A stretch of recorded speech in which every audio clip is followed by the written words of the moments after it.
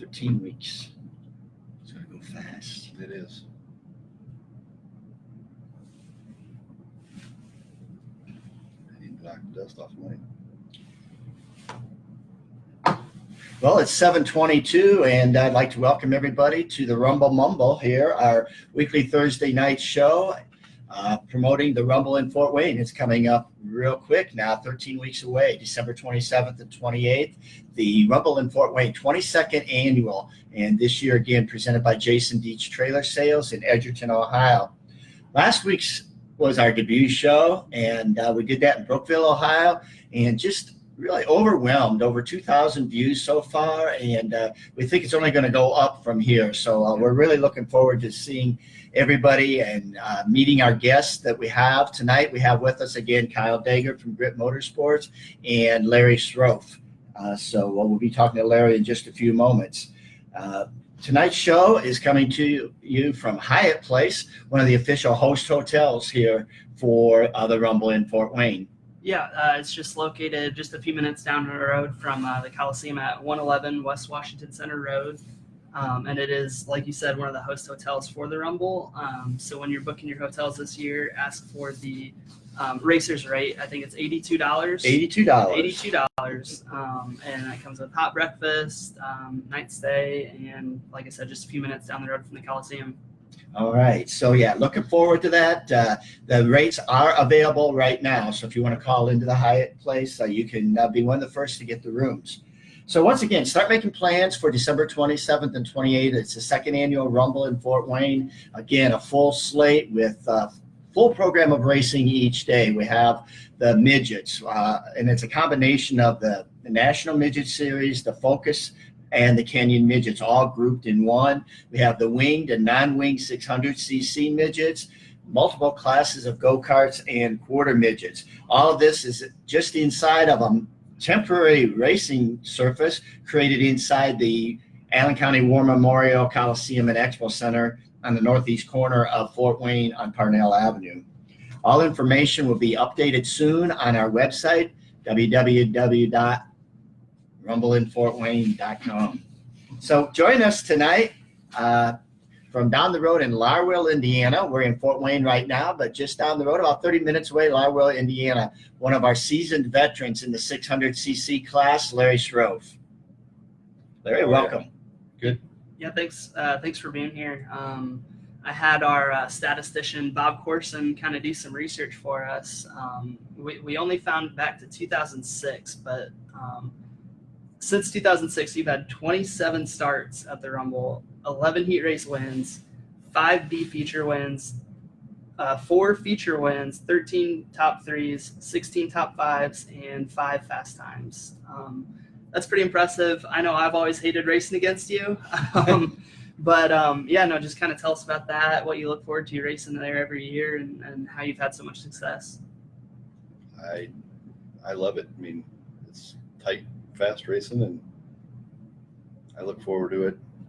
I mean, Well, you do a lot of racing outdoors, or you have in your career. How different is it preparing the car from the outdoor on the dirt to indoors on the concrete? There's quite a bit of differences. I mean, you can't let it lean over near as much. I mean, all the shocks and all the springs are a little bit different. I mean, gearing's a lot different. You got to chase the track in there. If it gets slick, you got to change gearing and springs. So indoors really is a lot like dirt in that the track is always changing. It's not like an asphalt track where you can come in, make a gazillion hot laps and be ready for the night. At the Rumble, you're chasing the track pretty much all night, all weekend? Oh yeah, every time you go on there, I send somebody up there to see how much rubber's on the track, or you run up there and you come back and change a few things. Or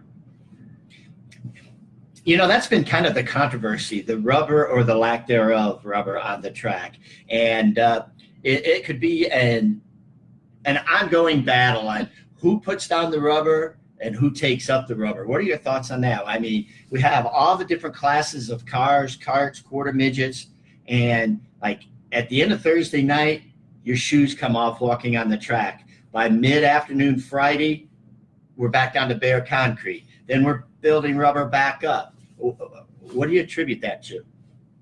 I don't know if I've never ran a go-kart, so I don't know how their tire prep does, but that's what we've always thought it was. Probably the tire prep softens it up on the track and it peels back up, but I can't explain it. It's just everybody's got the same track, so it's just chase it.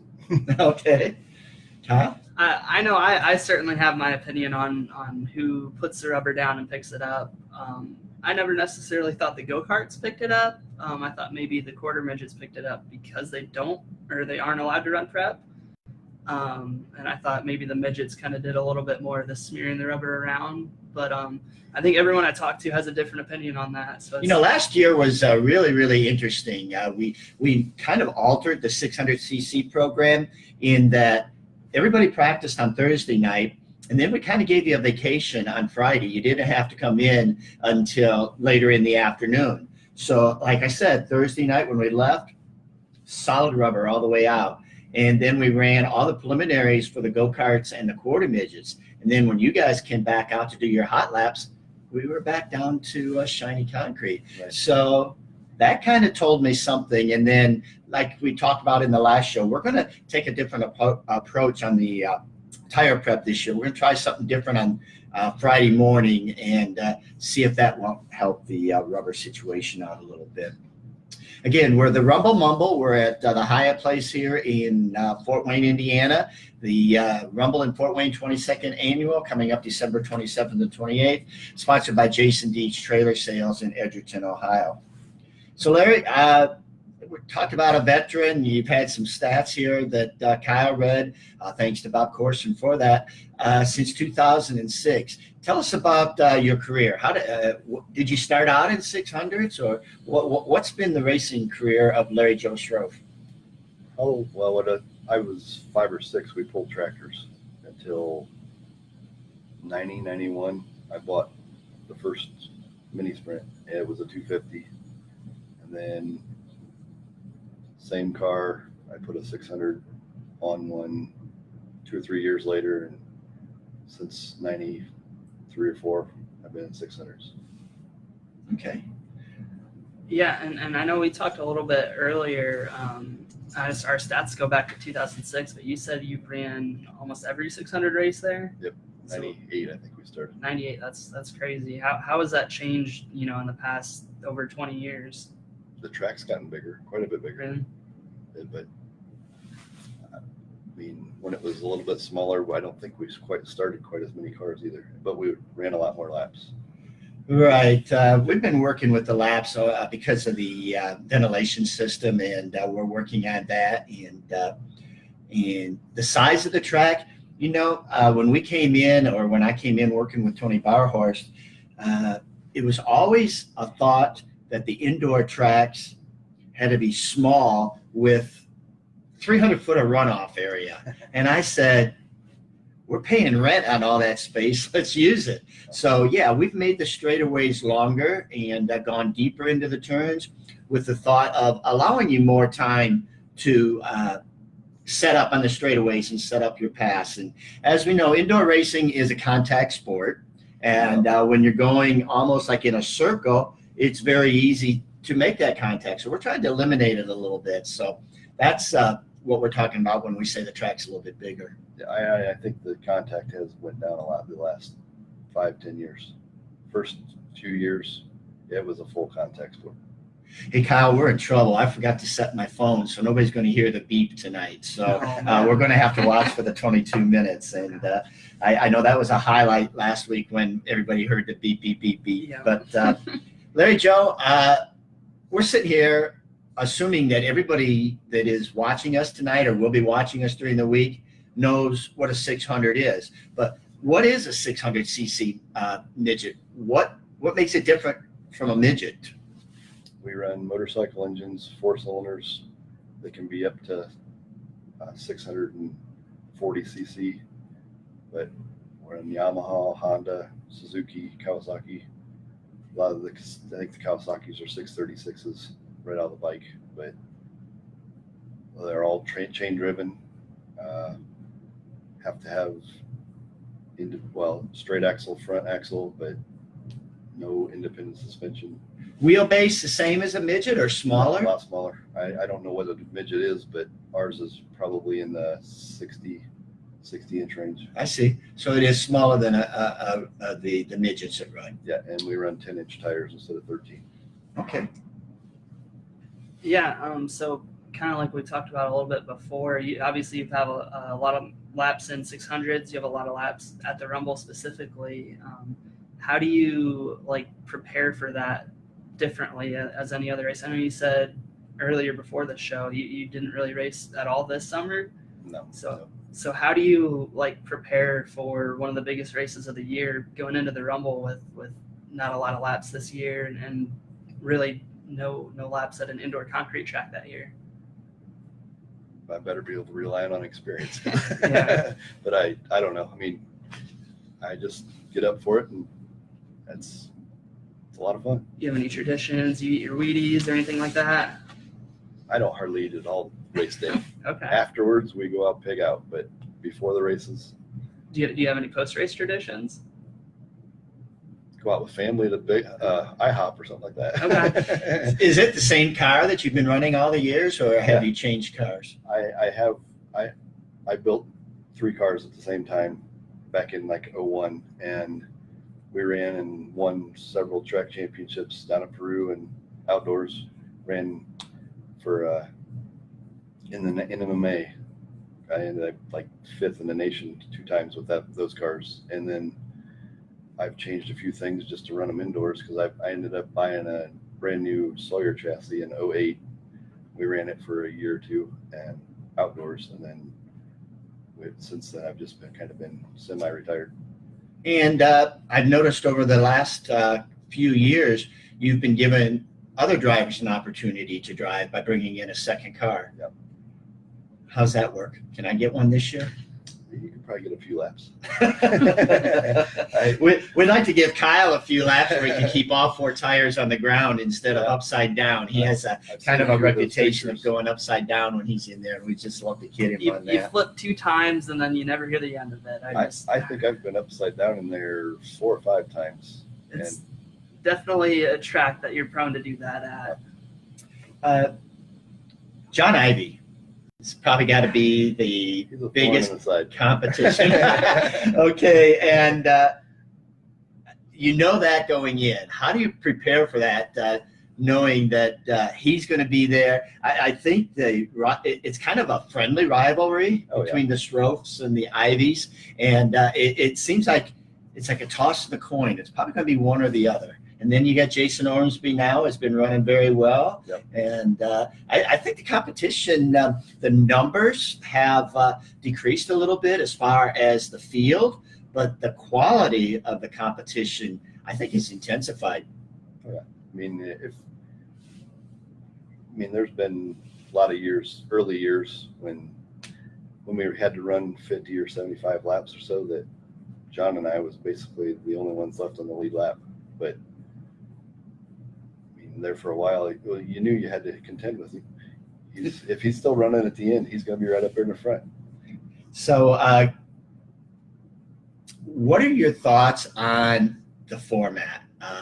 This year we're talking about maybe bringing in transponders, doing away with the single car qualifying and putting transponders on your cars and timing every one of your hot laps. So every time you're out there hot lapping on Friday, your fastest lap will be your qualifying lap. And then, so that will save us some time in the program. And then we invert. When I grew up racing, the reward for going fast was you started last. And through the years, that's all changed. And now there's as a racer, you probably want a straight up start. As a fan, you want as much invert as you can. Is there a secret to qualifying? I mean, do you try to play the game? And I have in the past, but not anymore. It's bit me too many times. Is that right? Yeah, just go flat out and see what happens. Okay. Do you get to watch any of the other competition, like the midgets, the go-karts or quarter midgets or anything? Yeah. And, the Rumble is just from 4 years old up to Mike Fedorczyk, who's 900 years old. And it's amazing all the different classes we have in the competition. So you've been around forever. John Ivy's been around forever. How do we get young kids involved in 600 racing? I've heard there's a lot of younger guys coming up in the 600s outdoors. That's not sure how we're going to get them indoors, but well, let's dispel the rumor right now that indoor racing is rough on equipment. That seems to be the biggest fear of everybody. Now, you tell the world what your thoughts are on that. I've got some heavy parts on my car, but it's just stuff that I've broken in the past, tie rods and Bumpers. Yeah, bumpers. I need a few more new ones of them this year, but that's disposable. You can make a new one or buy a new one. Either way, I build all my own stuff, but it's not all that bad. I mean, nowadays it's a lot less rough than it used to be. So, well, that's good to hear. Now, if you're looking for a way to get your race car to the Rumble in Fort Wayne, stop by and see Jason Deach. He's over in Edgerton, Ohio. Over 350 trailers on site at any given time. So thank you, Jason, and check them out. Yeah, we have about 5 minutes left in the show. Okay, any comments from anybody out in the viewer land tonight?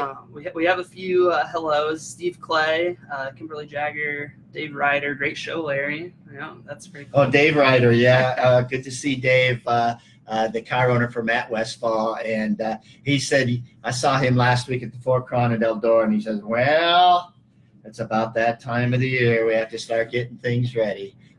So 13 weeks. That's going to go fast. Yep. What do you have to do yet on your car? You haven't raced all summer, so what do you have to do? My carburetors didn't act very well last year, so I'm either going to put some injection on it or a different set of carbs. And okay. So go through all the bearings, make sure they're all still good. So 600s are self-starting, so you can work on your engine right in the garage. You don't need a push truck or anything like that. Yep. That's great. Okay. Well, Kyle, and what else do you got here for us? Yeah, so kind of like we talked about, all the younger 600 drivers going up outdoors, and even people coming up in the carts and quarter midgets. Maybe do you have any advice for them if they're making their first Rumble start this year? I know it can be a fairly intimidating place if you're just starting out. Like in hot laps, just get behind somebody that you can trust and try to follow their lead or their line and stuff. And I've tried following you a few times, but it only took a couple laps for me to just lose sight of you. So Now the veterans, are you there to answer questions? I mean, will you be honest? Oh, yeah. Say like that a young guy comes in and says, "Hey, Larry Joe, I can't get this piece of crap to go around the racetrack. What do I need to do?" Yep, we usually have a huge box of springs and stuff, and by the end of the weekend, a lot of the cars are running our springs. And Larry Joe is also the provider of the scales for the 600. So do you fix those so that they weigh correct? Yeah. Everybody's got the same ones. So. Okay. Well, we're zeroing in on the closing time. We're looking forward to the coming weeks. Right now, we're scheduled to talk to Randy Burrow down at Burko Molding in Noblesville, Indiana, next Thursday night. But that may change. So Randy, hang loose on that one. By the first of the week, we may have a special announcement about a very special guest that will change our location a little bit. So we're looking forward to that. We're on every Thursday night. It's the 22s. It's 22nd annual. We're on at 7:22, and it's a 22-minute show. And I think last week our show ended up being 22 minutes and 22 seconds. Yes, couldn't have it any better. So start looking forward to the Rumble in Fort Wayne. Make your plans. Tell your friends. Tell your neighbors. And if you're looking for a great place to stay, right here, the Hyatt Place. And like you said, the breakfast is included. They've kind of taken that away from the room package, but for the Rumble, anybody that uses a racer's rate gets the free hot breakfast in the morning, and that's always good. Yep, we're closing in. Thank you, Larry, for coming on. I look forward to watching you again this year. You're always pretty fun to watch. You're not going to be out there? I'm actually, Larry has me working this year, so I'm just going to be working. Who's driving the 48 car? 48. We actually, I drove Ethan Foster's 11 car last year, Okay.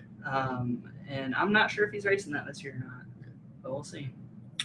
Okay, if you're looking to spend some money and want to sponsor one of our programs, visit or give Kyle here a shout. It's Kyle Dager, Dager, at gritmotorsports.com, and we'd love to have you on board. And until next Thursday, thank you, and let's get ready to rumble.